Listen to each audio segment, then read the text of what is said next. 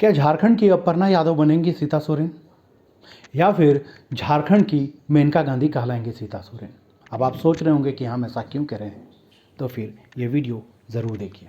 दरअसल झारखंड से एक बड़ा पॉलिटिकल अपडेट हुआ है। सीता सोरेन बीजेपी में शामिल हो चुकी हैं।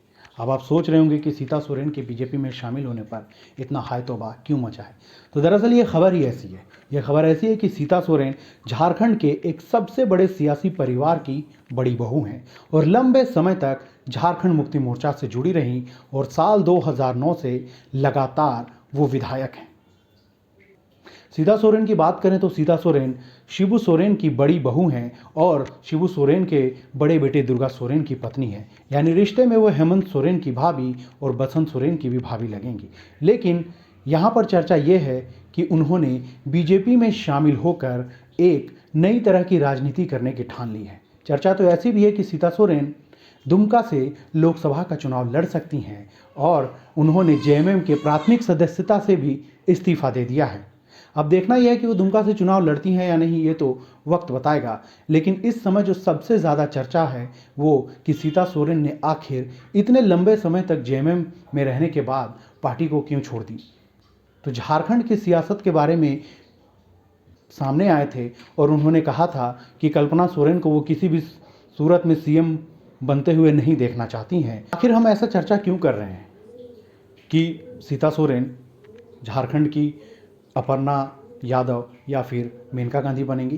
दरअसल जेएमएम का झारखंड से सीधा मुकाबला बीजेपी से ही रहा है और बीजेपी ने सीता सोरेन को अपने पाले में लाकर एक तरह से सोरेन परिवार के लिए किरकिरी का सवाल पैदा कर दिया है। अब सब जगह यही चर्चा हो रही है कि आखिर इतने लंबे समय तक सियासी सोरेन परिवार की बहू रहने के बाद भी सीता सोरेन ने पार्टी छोड़ दी और बीजेपी के साथ आ गई।